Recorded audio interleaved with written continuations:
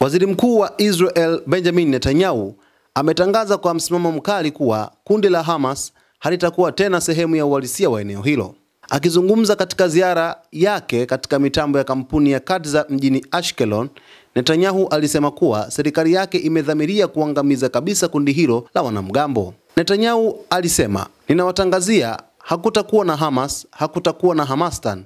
Hatutarudi huko, imekwisha. Tutawaokoa mateka wetu wote," alisema Netanyahu. Akijibu mitazamo ya baadhi ya wakosoaji wanaosema kuwa malengo ya kuangamiza Hamas na kuwaokoa mateka ni ya kupingana, Netanyahu alisema kuwa hayo ni madai yasiyo na msingi na kwamba serikali yake itatekeleza malengo hayo kwa pamoja. Netanyahu alisema tena, "Wengine wanasema, inawezekanaje kusema hivyo? Malengo hayo yanakinzana, ni upuuzi. Haya yote yanaenda pamoja. Tutakamilisha haya yote kwa pamoja. Tutawaangamiza hadi msingi wa mwisho," alisisitiza Netanyahu.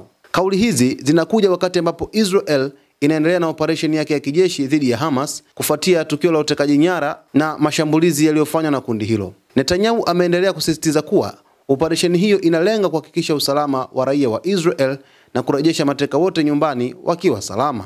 Kauli ya Waziri Mkuu wa Israel Benjamin Netanyahu inafuatiwa na kauli ya Hamas ambayo imeweza kutolewa mchana wa leo kwamba wametupilia mbali ombi la Rais wa Marekani Donald Trump kusitisha vita katika siku 60 ili mazungumzo yaweze kuchukua nafasi. Bali Hamas wao wameweka wazi kwamba wanataka msitisho wa vita ambao ni moja kwa moja usio na kipengele chochote.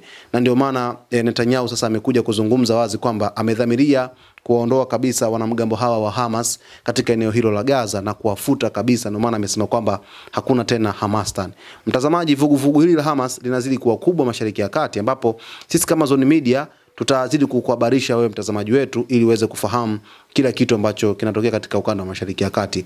Jina langu naitwa Victor Moshi. Asante kwa kuichagua Zone Media.